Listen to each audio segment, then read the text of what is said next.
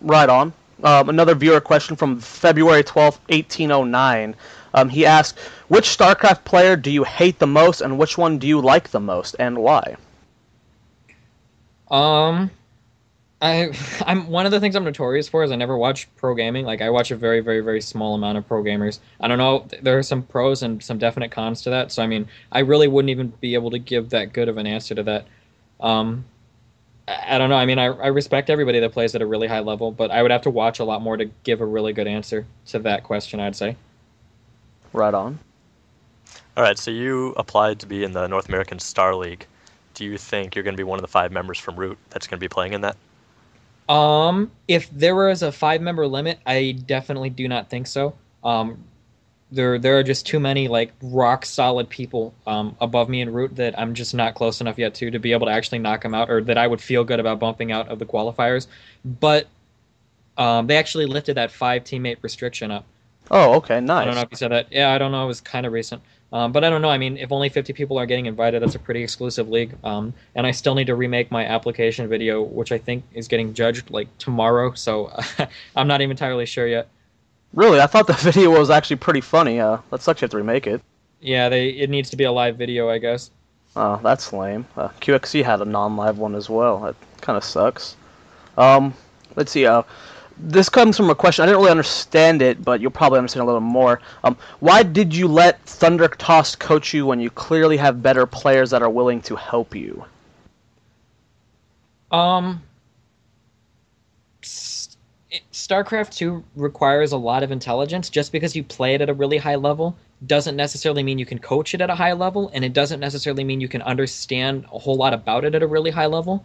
I don't know if that kind of makes sense, but Thunder Toss watches a lot of high level play, especially doing top his top 200 King of the Hill event. So I mean, just knowing that he watches that much, it's kind of like my friend Kyle, knowing that Thundertoss watches that many games and sees that much high level play. I know that stuff that he says can be very valid. Like if he tells me something, it's not just because he sat around with his platinum friends and theory crafted it. It's because he's seen it in practice in games before. So I mean, anything that he can tell me there. I mean, is obviously a help. I don't practice as much with him, but a lot of what he told me still kind of sticks with me. You know, in terms of scouting with overlords, keeping links active, and breaking down rocks. Burrowed banelings are pretty sick a lot of the time. Just random things like that. Right on. So MLG Dallas, you going?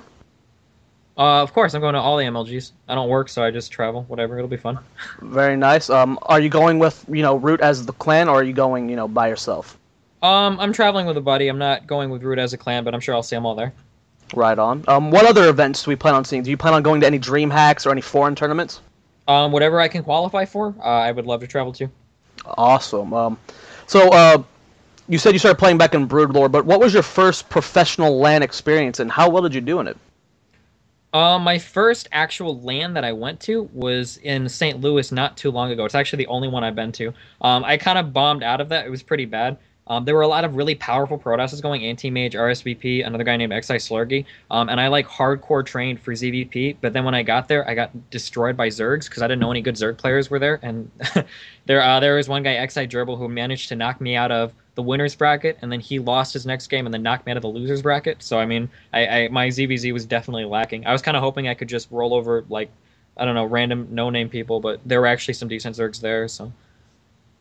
Now, you seem pretty, confident in your ability, you know what you can and cannot handle. How well do you think you'll be doing at, events such as MLG Dallas or, any other MLG or tournaments you'll be playing in? I don't know. The more that I play, I think that I've improved a lot.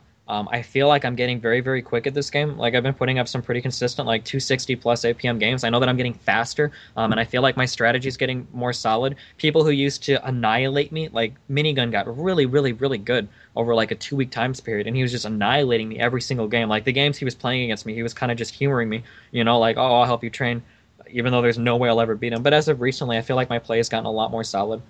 So, I mean, I guess it's just a matter of however much time I put in with good practice partners. And now that I'm in Root, I have really good people available to me to kind of brainstorm with. Yeah, no, that's definitely the best part about being a clan. I remember reading somewhere that you said you've been looking for clans for a while, and just, you had the people to play with, and you did get in the Root, which is awesome. How well do you think you'll place at MLG Dallas? Are you aiming for top 16, or what is your ultimate goal for MLG Dallas? It's just like a poker tournament. You play for first. I don't know how well I'll do, but I mean, I plan to go and play as hard as possible. Right on.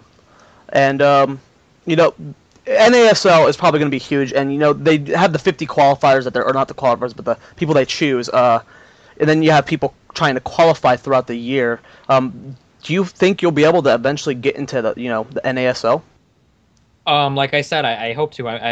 All I can do is continue to practice and continue to try as hard as possible. I know I'm getting good now. I just need to be more and more and more consistent.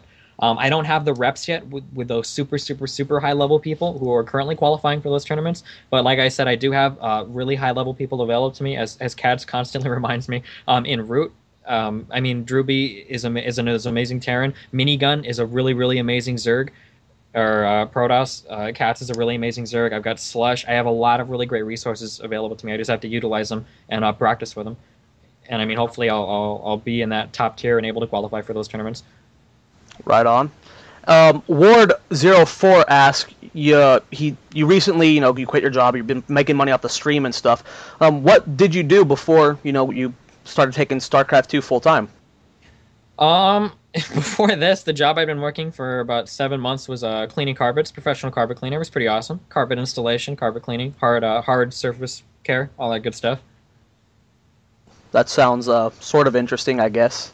And did you ever go to school or college or anything, or is it just straight out of high school and then doing? I went to college for 2-ish years, and I majored in music, but I ended up failing out of college because I was putting a lot of time. I started working at a casino, and I was putting like 50-ish hours a week into that job, and I was working the overnights. And the music major class schedule is a little bit ridiculous. Like, there are classes that you needed to be in 5 hours a week, and you would get 1 credit for the class. So I was in school a lot on just a 12-credit load and working overnights, and it was a disaster. I was missing classes, and I was sleeping too much, so... Right on. That happens to quite a few people. We're down to our last 2 questions here, unless I think of a couple more on the spot. We have another viewer question asking, who are your favorite 3 practice partners for each matchup? Well, not 3, but, for each matchup, who's your favorite practice partner? I really like Minigun because he's a really solid player, and I can kind of gauge my progress based on how he plays against other people. So like when I see that Minigun is like beating Chef or even Idra in certain games, and then I see that I'm on a good level with Minigun, or I can even beat Minigun, it makes me feel a little bit better in terms of how I stand with other people. In terms of other practice partners, I mean, I don't know. I play with quite a few people. Playing with the guy on Root, the new guy that joined Princess, also Kitty, is an amazing practice partner. He has excellent APM. Like, he just drops and everything everywhere, and it really forces me to play at a level that I'm not really comfortable with yet in terms of macroing like 7 different micros at once and managing everything. I really, really, really enjoy training with him.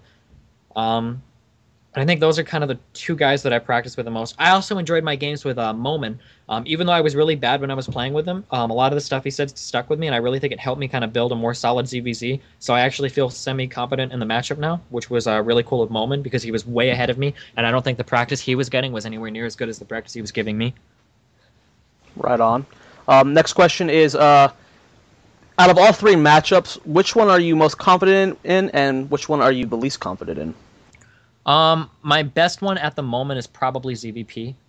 And my worst one at the moment, I don't know. ZVZ is really up in the air. I feel like if it goes out to a macro game, my ability to control infestors and position my army for engagements is really, really strong.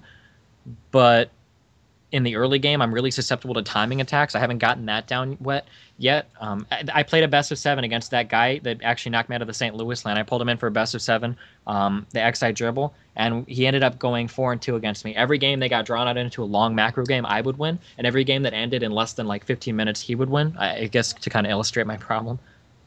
And then ZVT, I don't know. I still hate Terran with a fiery fucking passion. The only difference now is that I don't complain about it as much. I just try to overcome it, but I still hate it just as much as I did day 1 in the beta. Right on. So last 2 questions right here. This one's kind of just spontaneous. Has Cameron learned to do better force fields? Oh, Camilleri? I don't know. I haven't played with him in quite a while, actually. He kind of disappears and appears every now and then, but I haven't actually seen. I mean, he was never bad at force fields. That was just a situation where he didn't have enough, and it was just kind of silly.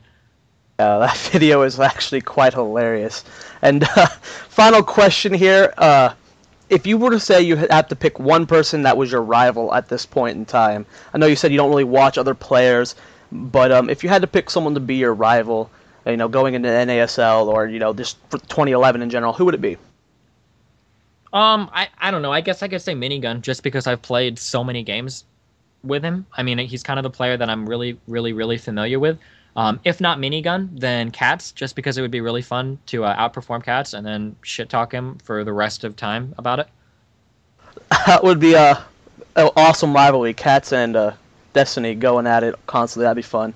But that's the end of our interview. We're out of questions. Unless there's anything you want to address to all your fans out there, go ahead and plug all your, Root and everything you want to plug. I really appreciate everybody that's watched me so far. I think it's kind of amazing that I've gotten this far streaming. I think that's really, really, really super cool. I'll also plug www.root-gaming.com. Super cool website, super cool team. I'm really, really happy I got here, and I really hope I make a big splash at MLG, especially having the opportunity to train with them all.